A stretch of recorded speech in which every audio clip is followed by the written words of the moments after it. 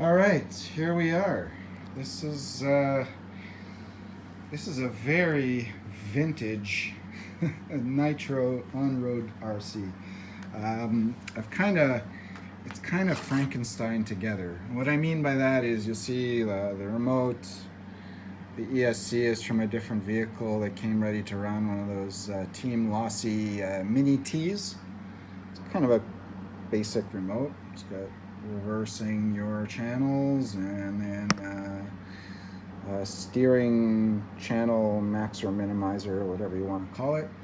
Got my trims, it's nothing fancy, but it'll do. On to the important part. Sorry, let me get that out of your way. I'm going to take a hit of that.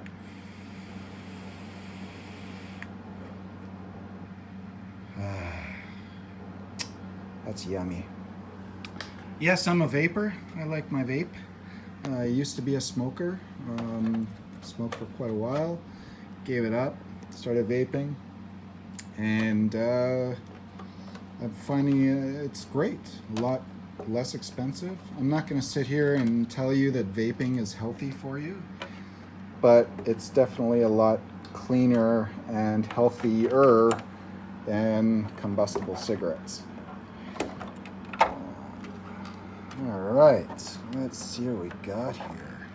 Get that off. Ta-da! This is my Frankenstein machine. This was actually a gift from a neighbor of mine who got into drones, and he was just tired of trying to get the nitros working well. So now he's on to electric drones. Gave me this one. Said, see what you can do with it. When he gave it to me, it had no servos, no receiver. Needed a bunch of work, actually. This little tensioner here was missing for the belt. I actually lost the first belt the first time I took it out. So I looked up the tensioner and what it looked like, and I kind of just jerry-rigged my own.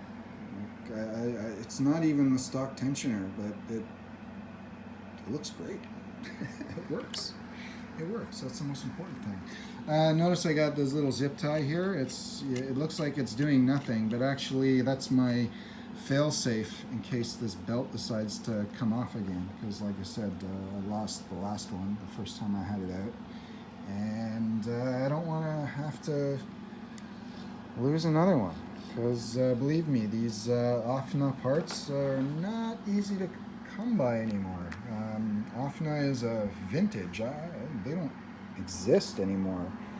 I think they're a company that actually, no, they do exist. You can still get brand new OFNAs, but they're very pricey, and they go by a name, I think, Hongnor. I don't know if I'm pronouncing that correctly, but I think that's it. Hongnor, Hongnor.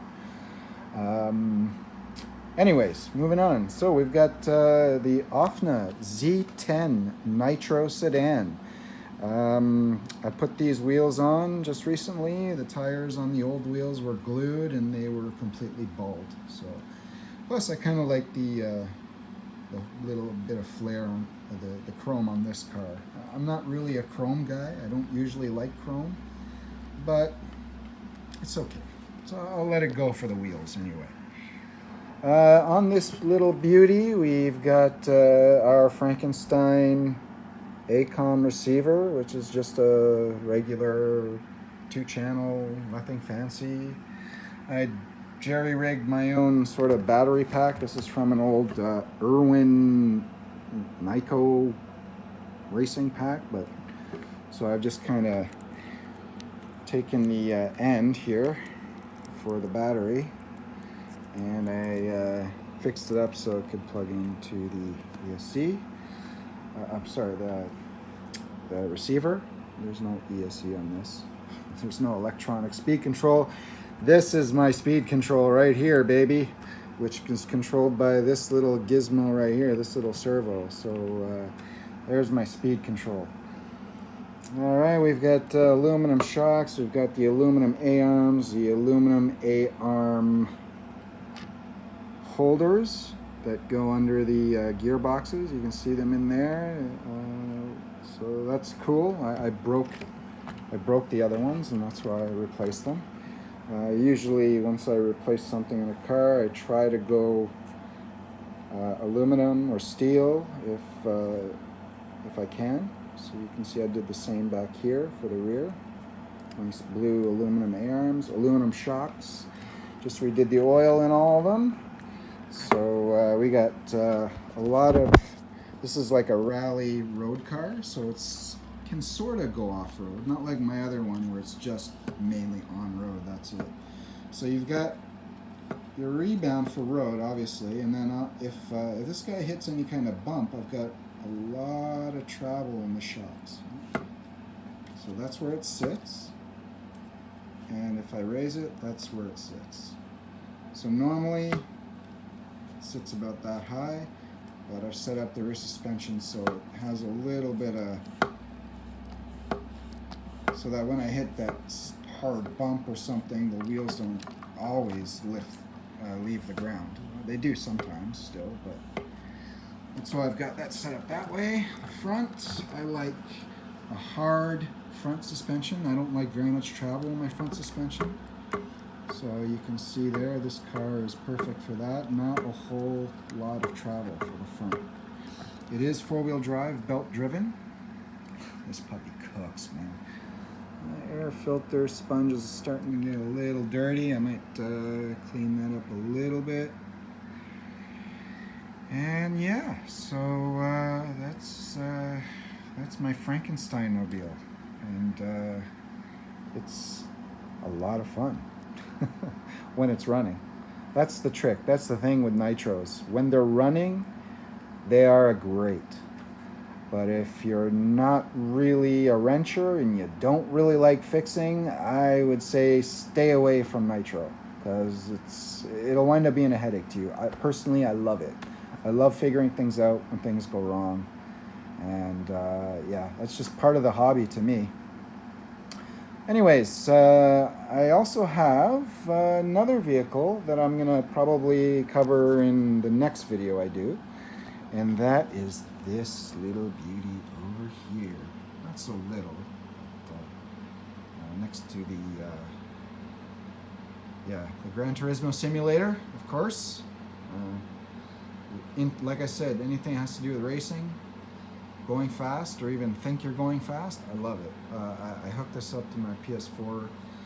Ever since I've gotten the new steering wheel that works with the PS4, I hooked it up with my VR, and I drove Gran Turismo Sport VR, and it's insane. It's so insane. It's amazing to be able to see, or be able to what's the word I'm looking for? Like, as opposed to sitting in front of a screen where you can't really get your depth perception, when you're into VR and you're using this thing, things are going by you look to your side, you look around, you can look around the corner you're going around. It's awesome, man. It's just so awesome. Nothing beats it. Of course, real racing beats it, but that's about it. If I can get this chair to move along with the VR, I probably would never leave the house again. I would just be in that chair. I would never leave. So yeah, so that's my beauty. I got a little sidetrack, so that's my baby. That's my pride and joy, as I like to say it. That's but I'll get more into that on my next video.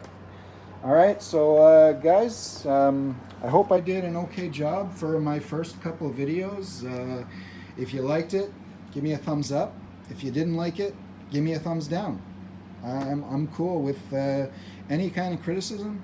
I love ideas, so if you see something and you got an idea about it, hey, shoot me a message or something. I'm still learning how this whole YouTube thing works, so if you can shoot me a message, great. Hopefully eventually I'll be able to build my channel to 1,000 subscribers so I can go on live with you guys and chew the fat, as they say. I was about to say shoot the but I know we gotta keep CensorTube happy. We can't be cursing too much. I want to keep this family friendly too, because I know a lot of younger folks are going to be interested in these videos as well. Yeah, so anyways, I'm gonna get out there. This video is going on 10 minutes, so yeah, I'll just keep your eyes open for the next video. Like I said, please subscribe to my channel, smash the bell button, and definitely go check out Pat Talbot and I'm sorry, Kevin Talbot and Pat Fagan on their YouTube channels. Like I said, amazing guys, and they've inspired me to do this. Kevin and Pat, they're both so smart and really witty and really funny. And if you can't enjoy watching these guys, man, then I don't know if there's hope for you, honestly, because they're just genuine, down-to-earth, funny, easygoing people, and those are my favorite types. All right. Anyways, we'll see you in the next video, or you'll see me in the next video. Take care, guys.